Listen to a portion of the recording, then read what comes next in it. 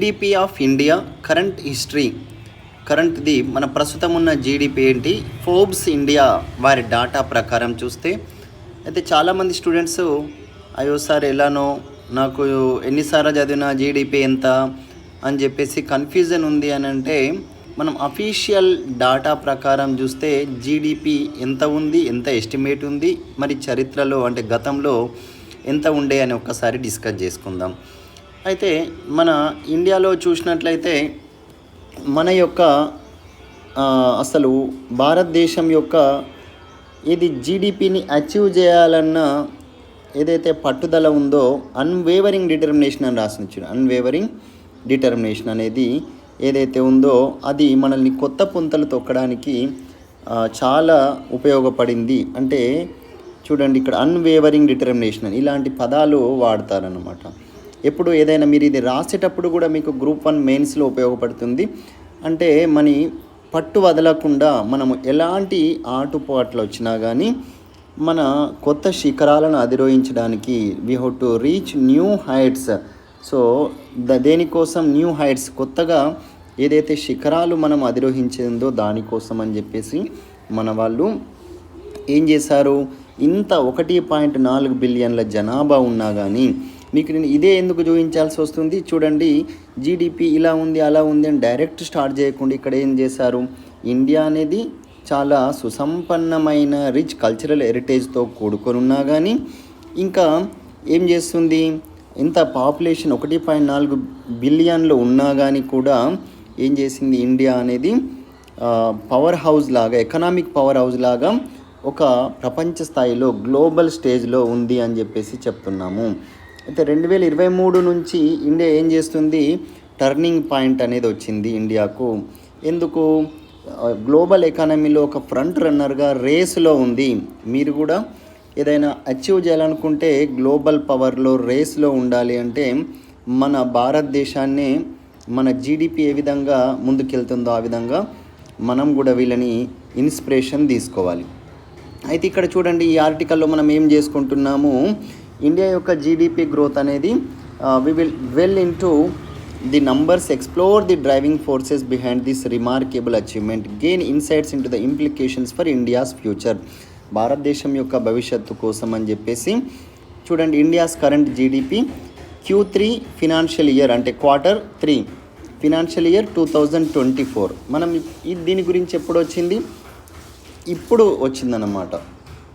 అయితే దేని గురించి, ఇండియా యొక్క జీడిపి అనేది ఇక్కడ చూడండి, రిజిస్టర్డ్ గ్రోత్ ఎంత ఉంది, 8.4% ఉంది. ఎప్పుడు, థర్డ్ క్వార్టర్లో, ఎప్పుడు ఫైనాన్షియల్ ఇయర్ 2024 వరకు.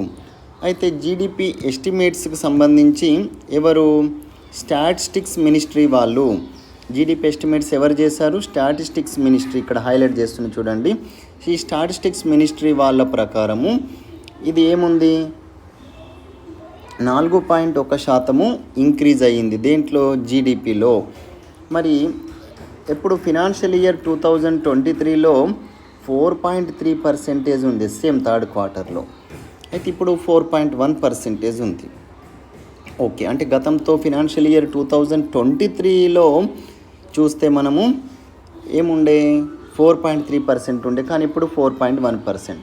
అంటే ఇంకా గ్రూప్ 2 లాంటి ఎగ్జామ్లలో గతంలోని ఫినాన్షియల్ ఇయర్ 2022-23 పోలిస్తే 23-24లో మరి సేమ్ థర్డ్ క్వార్టర్లో పెరిగిందా తగ్గిందా అని అలా కూడా ఇస్తున్నారు. ఏం చేస్తావు, ప్రతి క్వార్టర్ది గుర్తుంచుకోవాల్సి వస్తుంది మీకు.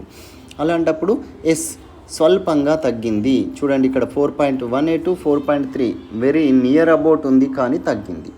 ఓకే, మరి మినిస్ట్రీ ఆఫ్ ఫినాన్స్ వాళ్ళు ఏమన్నారు, real GDP growth recorded a growth of 7.6% in the financial year 2024.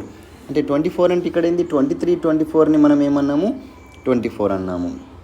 ఇక్కడ చూడండి రియల్ జీడిపి అనేది 7.6%కు రికార్డు మనకు సూచించబడుతుంది. ఇది ఏంటంటే రెసిడెన్షియల్గా చూసినట్లయితే కన్స్ట్రక్షన్ సెక్టార్లో ఏమైంది, కన్స్ట్రక్షన్ సెక్టార్లో డబుల్ డిజిట్స్కు చేరుకున్నాం మనము.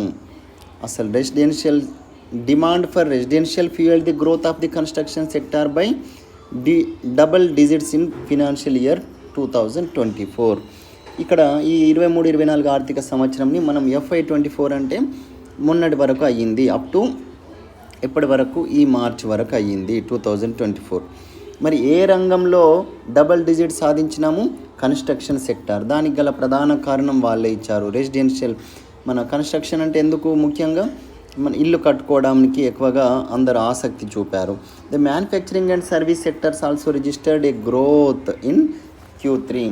అంతేకాకుండా మ్యానుఫ్యాక్చరింగ్ సెక్టార్లో, సేవా రంగంలో కూడా మంచి గ్రోత్ని సాధించినాము.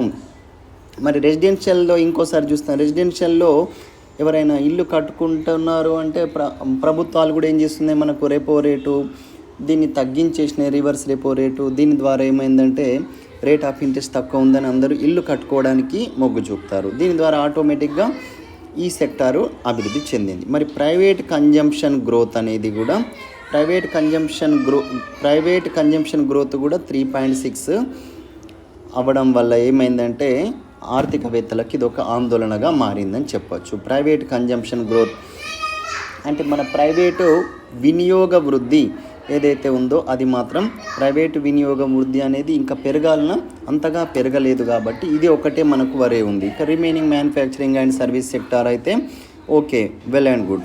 నెక్స్ట్ వచ్చేసి the share of exports in GDP student. మరి ఎక్స్పోర్ట్స్ కూడా మనకి ఇంపార్టెంట్, ఎందుకంటే NFIA అంటే మీకు తెలుసు కదా, ఎక్స్పోర్ట్స్ మైనస్ ఇంపోర్ట్స్.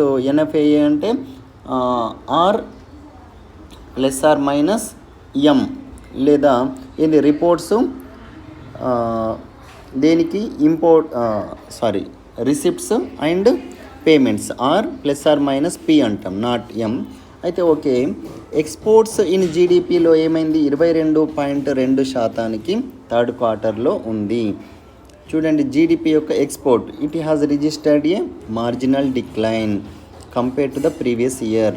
అయితే ఇది కూడా ఓకే, స్వల్పంగా తగ్గిందని చెప్పొచ్చు. సేమ్ ప్రీవియస్ ఇయర్లో Q3లో ఎంత ఉందో దాంతో కంపేర్ చేస్తే కొంచెం స్వల్పంగా తగ్గింది. ఓకే, అయితే మనము ఇంకొక దాని గురించి ఉంది, మీరు కన్ఫ్యూజ్ కారు అనుకుంటే ఒక అనాలిసిస్ కోసం మాత్రమే చెప్తున్నాను.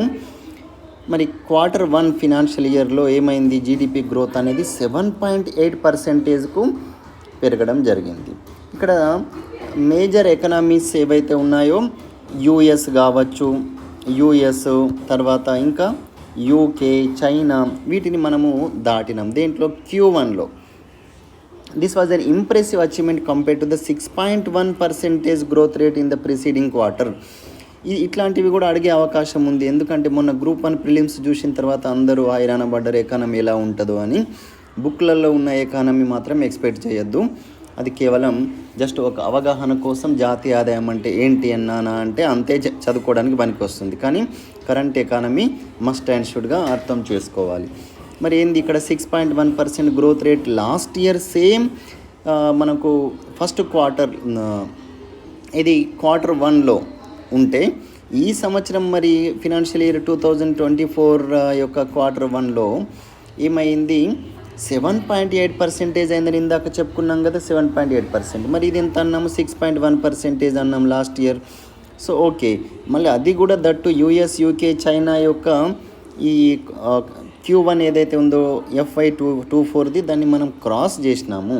మరి within various sectors of India, మరి దాంతో ఏమైంది, the agriculture sector demonstrated a visible growth rate of 3.5%. మనం అగ్రికల్చర్ సెక్టార్ కూడా ఓకే, గతంలో ఏదో ఉంది అన్నట్టు ప్రతిసారి 17లోనే ఆగిపోతున్నాం కదా, ఇక్కడ 3.5% గ్రోత్ రేట్ సాధించడం అనేది కూడా ఒక మంచి అచీవ్మెంట్. మరి మ్యానుఫ్యాక్చరింగ్ సెక్టార్లో 4.7% గ్రోత్ అనేది సాధించినాము, ఇది కూడా ఓకే. నెక్స్ట్ ఇంకా ఇది దీనికి సంబంధించింది. అయితే మనకు ప్రతి ఒక్క క్వార్టర్ది ఏంటి అని అడగకపోయినా ఇది మీకు అనాలసిస్తోని కూడా మరి ఇండియా నిజంగానే మరి గ్లోబల్ ఎకానమీలో భాగంగా ముందుకు వెళ్తుందా అని చెప్పాలి అంటే అట్లీస్ట్ మనం ఇందాక చెప్పుకున్న ఈ 2 పాయింట్స్ రాసినా కానీ సరిపోతుంది. ఎస్, మనం అచీవ్ చేయబోతున్నాము, ఎందుకంటే మనం Q1 FY24లోనే US, UK, చైనాలని సర్పాస్ చేసినాము. తర్వాత ఇంకా మనం 100% వీటిని అధిగమించే స్థాయిలోనే ఉంటాము. దానికోసం ఎగ్జాంపుల్తో సహా 3.5% ఇక్కడ అగ్రికల్చర్ సెక్టార్లో, మరి 4.7% మ్యానుఫ్యాక్చరింగ్ సెక్టార్లో గ్రోత్ సాధించినామని చెప్పేసి ఇట్లాంటి ఉదాహరణలు ఇస్తే సరిపోతుంది. నేను చెప్పిన ఉదాహరణలే కాదు, మీరు ఏ బుక్లో అయినా ఇలాంటివి చూస్తే అలాంటి ఉదాహరణలు కూడా రాయొచ్చు. ఎందుకోసమే చెప్తున్నా, మనం డాటా రాసేటప్పుడు కన్ఫ్యూజ్ అవ్వద్దు. అలా అని చెప్పేసి ఏదో ఎగ్జామ్లని బ్లఫ్ చేద్దామని చెప్పేసి 4% సాధించింది, 5% సాధించింది అలా కూడా చేయొద్దు. ఖచ్చితంగా గుర్తుంచుకోవాలి, తప్పేముంది. విరాట్ కోహ్లీ భార్య బర్త్డే కూడా గుర్తుంచుకున్నప్పుడు అనుష్క శర్మ బర్త్డే ఎప్పుడు కూడా గుర్తుంచుకుంటారు. మరి రామ్ చరణ్ వాళ్ళ యొక్క పాప పేరు కూడా, వాళ్ళు బీచ్కి ఎప్పుడు వెళ్ళారు, మరి ఏ రోజు వాళ్ళు బీచ్కు పాపని తీరుకున్నప్పుడు తీసుకెళ్లారు, అలాంటి యూట్యూబ్ షార్ట్స్ చూస్తున్నప్పుడు ఇలాంటివి కూడా గుర్తుంచుకోవాలి నాన్న, తప్పదు. అయితే తప్పేం లేదు, ఇలాంటివి ఒకటికి 2 సార్లు చూస్తే ఆటోమేటిక్గా గుర్తుంటుంది. మరి జీడిపి గ్రోత్ రేట్ అంటే ఏంటంటే జస్ట్ చిన్న కాన్సెప్ట్ చెప్పేసి కంప్లీట్ చేస్తాను. GDP growth rate refers to the phase at which countries gross domestic product ఏమవుతుంది, expands or increase over a specific period. Growth rate అనేది ఒక నిర్దిష్ట కాలానికి సంబంధించి అది ఎక్స్పాండ్ అవ్వడమా ఇంక్రీజ్ అవ్వడమా అనేది, దీన్ని మనం ఏ విధంగా మెజర్ చేస్తాం? Usually we measure annually or quarterly. మరి gross domestic product is the market worth of all final services and products produced within the boundaries over a certain period.